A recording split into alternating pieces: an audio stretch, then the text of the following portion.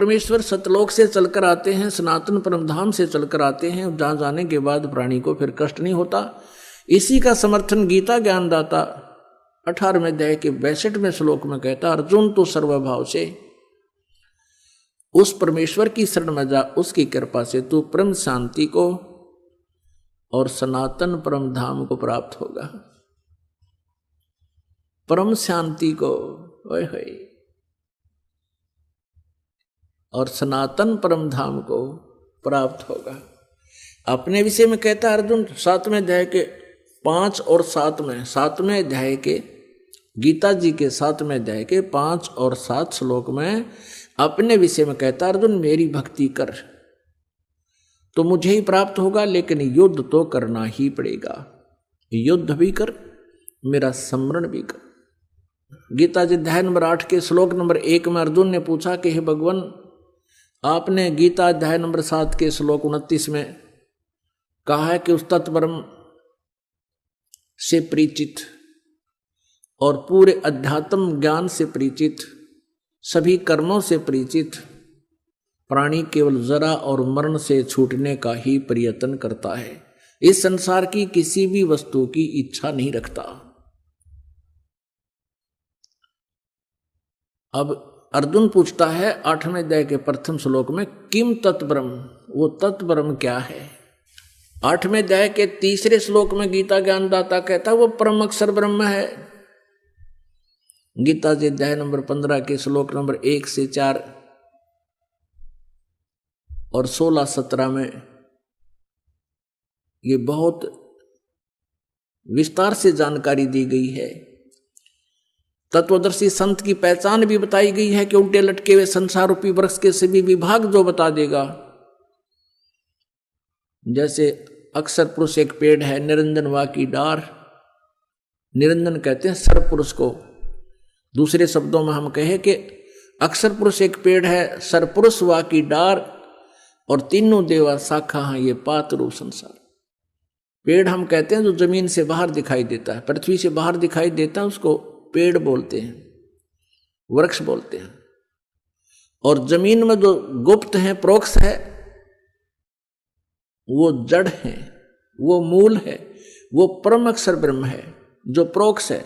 यजुर्वेद अध्याय नंबर 40 के श्लोक नंबर 17 में ये गीता ज्ञानदाता अपनी भी जानकारी देता है कि मैं तो ऊपर खम ब्रह्म, अहम खम ब्रह्म ओम, मेरा ओम नाम है।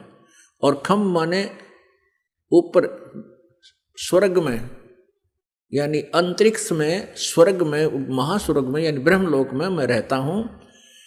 और वो परमात्मा, पूर्ण परमात्मा तो गुप्त है, प्रोक्ष है।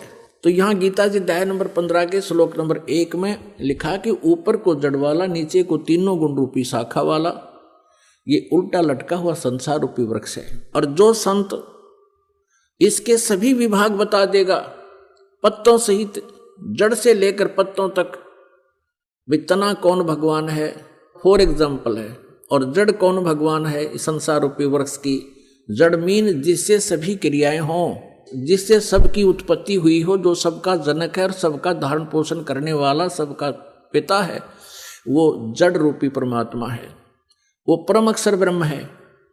और तना जो है ये अक्षर ब्रह्म है, और उससे निकली हुई मोटी डार समझो ये सर्व ब्रह्म है। और उस सर्व ब्रह्म का यानी उस डार का 3 शाखाएं हैं, ये रजगुण ब्रह्मा, सतगुण विष्णु, तमगुण शिव जी रूपी शाखाएं, और हम पात रूप संसार। तो परमात्मा ने आकर बताई थी सच्चिदानंद घन ब्रह्म की वाणी में, उस तत्व ज्ञान में बताया कि अक्षर पुरुष एक पेड़ है, निरंजन वा की डार और तीनों देवा शाखा है ये पात रूप संसार। गीता ज्ञान दाता कहता है कि जब तुझे तत्वदर्शी संत प्राप्त हो जा, उसके पश्चात 15वें अध्याय के 4 श्लोक में कहा कि उसके पश्चात परमेश्वर के उस परम पद की खोज करनी चाहिए, जहां जाने के बाद साधक फिर कभी लौटकर संसार में नहीं आते, अर्थात वो पूर्ण मोक्ष प्राप्त कर जाते हैं, उनके सब संकट मिट जाते हैं।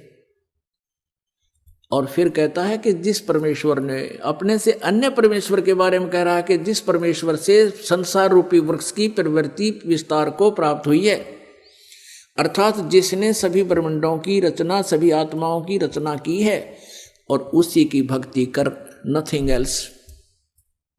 गीता ज्ञानदाता कहता है कि उसी की भक्ति कर, मैं भी उसी की शरण में हूं और सबकी पूजाएं त्याग दे तू।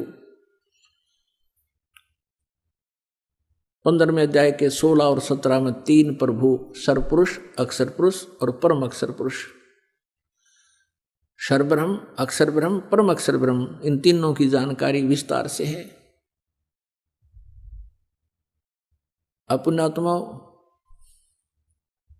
गीता जी अध्याय नंबर 7 के श्लोक नंबर 5 और 7 में गीता ज्ञानदाता कहता है, मेरी भक्ति कर मुझे प्राप्त होगा, लेकिन शांति कति नहीं, युद्ध भी करना होगा, युद्ध भी कर, मेरा स्मरण भी कर। और यदि गीता जी अध्याय नंबर 18 के श्लोक नंबर 62 में कहा कि तुम परम शांति चाहिए, सनातन परम धाम चाहिए, तो उस परमेश्वर की शरण में जा। किसकी में? परम अक्षर ब्रह्म की शरण में जा।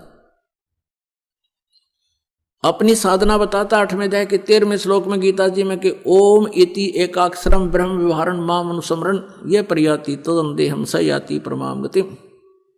माम ब्रह्म, मुझ ब्रह्म का केवल एक ओम मंत्र है, नथिंग एल्स। और इसका सुमरण कर अंतिम श्वास तक। इससे ओम नाम से मिलने वाली परम गति यानी ब्रह्मलोक प्राप्ति होगी।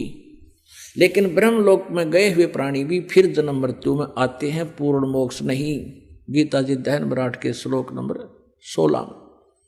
यहाँ अनुवादकर्ताओं ने थोड़ी सी गड़बड़ी कर रखी है। उन्होंने अनुवाद ये कर दिया कि ब्रह्मलोक पर्यंत, ये तो ठीक कर दिया कि गए हुए प्राणी भी पुनर्वर्ती में है।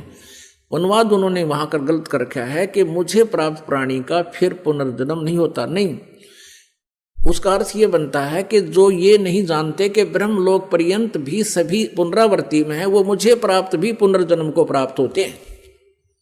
न विद्यते, विद्य का जानना होता है, जानना भी होता है। एक अक्षर का केवल एक ही अर्थ नहीं होता। इन्होंने विद्य माने नहीं होता, ये विद्य माने होना लिख दिया। विद्य माने जानना भी होता है।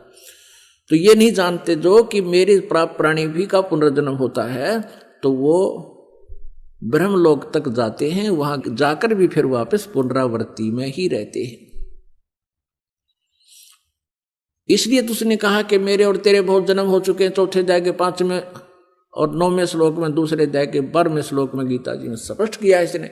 और 10वें अध्याय के 2 श्लोक में कि मेरी उत्पत्ति को, मेरा जन्म तो होता है, लेकिन मेरे जन्म को ये ऋषि, महर्षि, ब्रह्मा, विष्णु, महेश, ये ऋषि नहीं जानते, क्योंकि ये मुझसे उत्पन्न हुए। अब पिता के जन्म को संतान नहीं बता सकती, पिता के जन्म को दादाजी बता सकते हैं। तो उस दादाजी ने, यानी हम सबके मालिक ने, कबीर देव ने, परम अक्षर ब्रह्म ने स्वयं यहाँ आकर के ये सर्व ब्रह्मांडों की रचना कैसे हुई और वो सब ज्ञान सृष्टि रचना में हमें बताया। लेकिन हमने लोकवेद बहुत सुन रखा था, परमात्मा के इस यथार्थ ज्ञान को हम स्वीकार करने में असमर्थ रहे। अब परमात्मा ने हमें समर्थ कर दिया, हमें शिक्षित कर दिया। हम काल के द्वारा भ्रमित उन ऋषि गुरुओं पर आधारित नहीं रहे, हम स्वयं अपने सदग्रंथों को पढ़ और पढ़ा रहे हैं और भगवान को पहचान रहे हैं। परमात्मा का पहचानना कठिन है, परमात्मा का पाना, मोक्ष कराना बहुत आसान है।